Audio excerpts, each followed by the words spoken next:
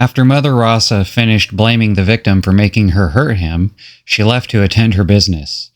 And Naif, left alone on the portico, did what no man was allowed to do.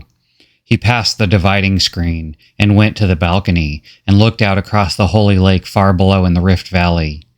He also saw the districts on the edge of the lake where no men were ever allowed.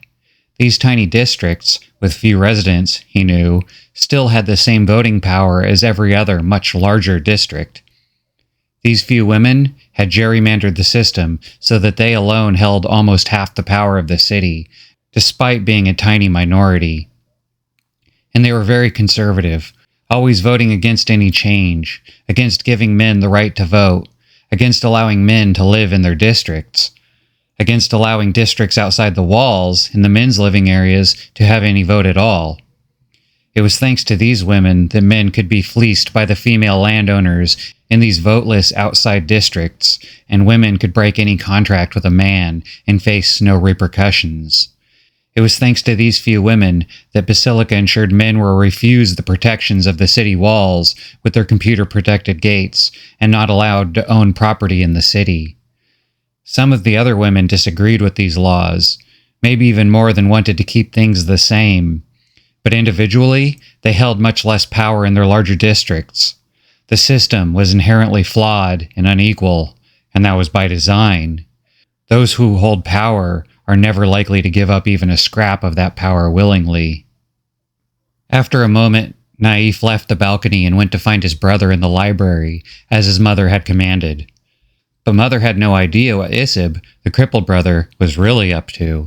When Naif arrived, Isib decided to use his younger brother as a test subject. He began to say words that Naif knew but did not know somehow. Car, airplane, spaceship. Suddenly, Naif started to feel sick. He felt an overwhelming urge to leave the library, and the next thing he knew, he was panting in the street with Isib trying to calm him down. He asked Isib what had happened. Isib explained that for the last year, he had been researching forbidden words. He had found them by accident. He was compiling a list of old words that no longer had their original meanings. Words like bear, an animal that had gone extinct on Harmony millions of years ago.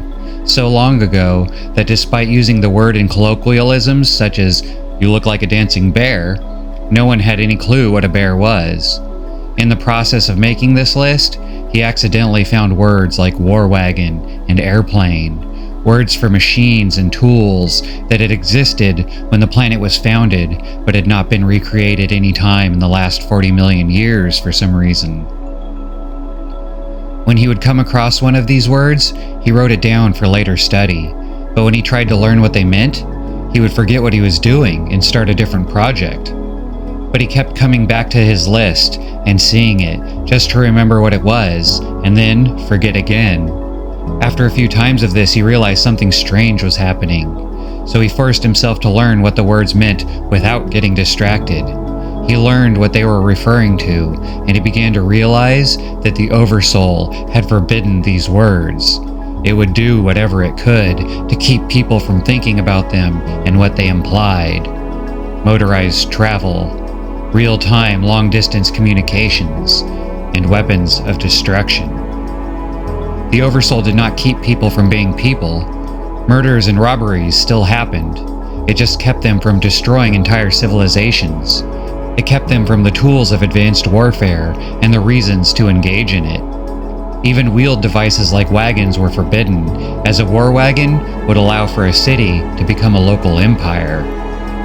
The Oversoul did not stop thieves and killers, it just stopped potential tyrants from acquiring the tools to become actual tyrants.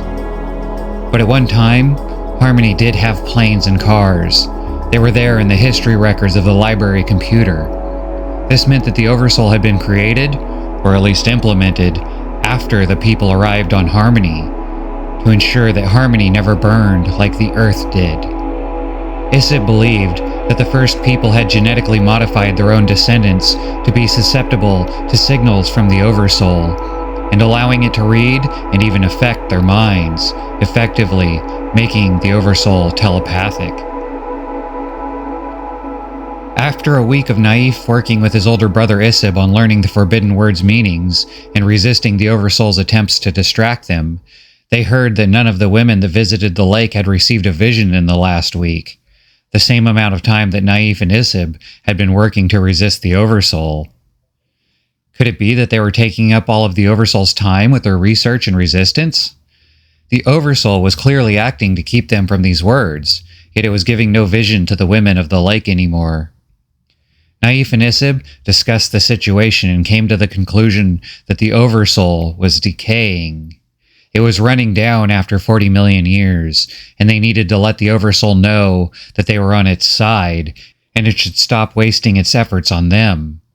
First, they would start with a break from their research, but that would not be enough. They went to the only men's temple in the city and prayed, not by soaking themselves in relaxing water like the women, but with pain. Bloodletting. Isib, being a cripple, gave only the few drops of blood required of him to enter the temple, but Naif took the rings of pain and slapped his thighs, chest, and back, making the other worshippers murmur in approval for his display of devotion and bloodletting, and yet still he heard nothing from the Oversoul. When they returned to the house, they ran into their father, who told them that the leader of their clan and the leader of the pro-War Wagon faction, Gabalufix, or Gabia for short, had asked him to set up a meeting between Father Wetchick, himself, and Robtat, the leader of the anti-War Wagon faction. It seemed that the leader of the pro-War Wagon faction, Gabia, wanted to ally with the city that had given them the plans for the War Wagons, Potaku, and the other faction, led by Robtat, the anti-War Wagon faction, wanted to ally with the enemy of the Potaku, the Gorani, while Father Wetchick and the rest of the city just wanted to stay neutral. So Gabalufix asked for the meeting to discuss the issue, but Father Wetchick did not trust him. He had known Gabia since he was a child. Gabia was, after all, the son of his previous wife, from her previous marriage, making Gabia half-brother to Elia, as they shared the same mother. But he was also a known schemer, and he lusted after power. That was how he became the leader of the clan at such a young age. But what could Father Wetchick do? He had no legitimate reason not to set up the meeting, and so he did. It was set for the next day at sunrise. That night, Naif went to sleep in pain from his blood offering, feeling like it was all for naught. The Oversoul still had not said anything to him. But in the middle of the night he awoke, and could not return to sleep. He had a strange urge to leave his home and go outside the gates. Was this urge coming from the Oversoul? He quietly went out of the house and through the gate, and then he noticed that the light was on in the hospitality house. A house with a door leading to the street where any wary traveler could spend the night and fill their stomach if they so desired. It was not uncommon for the house to be used, but Naif was drawn to it for some reason. He peered in the window and saw Louette, the 12-year-old seer girl. When Naif opened the door, she looked afraid, until she saw him. She told him that the Oversoul had given her a vision and then led her to the house. She did not know who owned it until she saw Naif. Her vision was of Naif's father being framed for killing a man and then being assassinated himself at a meeting. Immediately, Naif knew what this meant. The scheming Gabalufix would kill Robtat and Father while setting it up to look as if it were Father who killed Robtat, thereby removing all of Gabalufix's enemies in one night. Naif went back inside and woke his father from his own vision. He had dreamed that one of his sons would kill him. When Naif told his father of his meeting with Louette in her vision, Father decided immediately that the family must leave the city. If Gabia did not kill him today, surely he would try again. Not going to the meeting would not be enough. They must leave. And so they did. Meb, Elia, Isib, and Naif packed up all of Father and Elia's trading equipment on their camels, and the five left for the desert where no one would find them. By the time the Gabalufix found this out, it was too late to kill Robtat and blame it on Father Wetchick. So instead, he spread rumors that Wechik tried to kill him and has fled the city after it failed, turning a large portion of the city against Father Wechik. The four boys and Father Wechik stayed in the desert for several days until once again Naif was awakened by the Oversoul. But this time the Oversoul did not give vague guidance or indirect visions. It spoke words to Naif and showed him what life was like before the Oversoul. It showed him weapons of war beyond his understanding. Not just mere war wagons, but self-powered wagons and tube-shaped houses that flew through the sky and dropped rocks that made explosions beyond belief. The next day, when Naif told his family about this, only Isib believed him. His vision was too clear. Visions were never that clear. It must be his imagination, Father said. He was making it up for attention, his brothers said. But the next night, Father also had another vision. He saw his four sons returning to Basilica to retrieve their clan's index. Father Wechik would not say what the index was. Most indices were just lists of family members, no more than a family tree. So what was so special about this one? Father would not say, but he did say that Gabia had it, the man who planned to kill him. So the four boys returned to Basilica, but Elia tricked the other three into staying outside the city walls, hidden. He had them draw lots to see which son would enter the city and try to get the index, but he had rigged the game so he would win. Once in the city, his resolve wavered, so he went to Lady Ross's house to see her daughter that he was courting. Here, he spoke with Lady Rossa, and she informed him that she did not know what the clan index was either, but she had heard it was important enough that Gabalyufix would never part with it willingly. But Elia had no choice, so after cleaning the desert grime off himself at Rossa's house, he went to meet Gabalyufix. Gabia played word games for a bit, until Elia called him on them, at which point he admitted he was planning on killing Father and pinning it on Elia by planting Elia's pulse rifle at the scene. Elia felt like a fool. Gabia had tricked him, and there was nothing he could do about it. But the one ray of hope was that it seemed Gabia was willing to sell them the index for a large sum of money.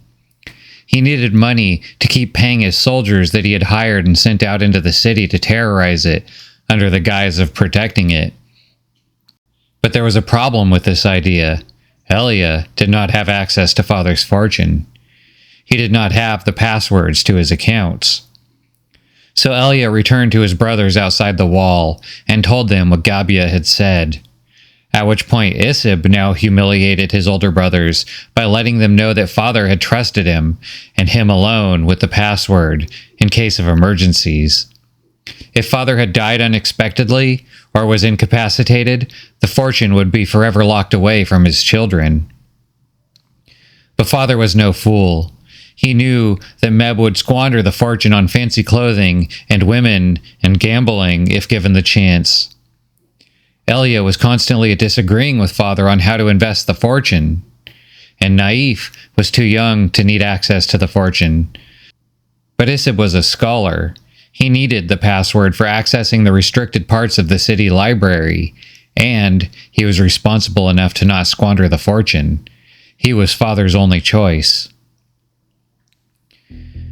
Now, with access to the family fortune, the four sons decided that they would pull all of the family's funds out of the bank and use them to buy the index. But to do so, they would need the help of a high-ranking member of their clan for security. Someone Gabia could not just kill and steal their money from. So they found Rush Galavak, the executor of the Wechik estate, and told him of their plan. Together, the five of them withdrew all the family fortune and went to see Gabia. Elia, the only one with trading experience, tried to make a deal with Gabia, offering 1/4 of the family fortune. When Gabia declined to accept it, Elia tried to bluff that he would walk out, and Naif panicked. He knew that they needed to get the index even if it cost them the full fortune, so to Elia's dismay, Naif offered it all. But Gabia, after his previous talk with Elia, had predicted this and made plans. He had already spoken with Rosh before the meeting and convinced him that the four sons were not capable of handling the family fortune. He told Rosh that they would soon prove this to him. And Naif's naive actions did exactly that in Rosh's mind, offering the entire fortune for an index that, according to Gabia, was of no consequence. So with Gabia's help, Rosh took control of the money offered to Gabia, or rather, decided to have Gabia take it for safekeeping, and they kicked the four brothers out to the streets, where Gabia's assassins waited. The four brothers knew they would be killed, so they decided their best plan of action was to split up. Elia got lucky and basically walked out of the city without trouble. Meb used his actor's chops and female friends to play the part of a woman, and within a group of actual women he knew, he fled the city. Isib, the cripple, used the benefits of his disability to fly away, something even he didn't know he could do, since he had never had reason to try to fly that high before. But Naif. The Oversoul led Naif to Luette, who in turn was guided by the Oversoul to the Lake of Women, a place where no man had ever set foot before. Hey, thanks for watching. I really appreciate you staying this long, and since you did, hopefully that means you like my channel. So I'd really appreciate it if you would like, comment, and most importantly, subscribe, so I can see you back here for the next one. Take care.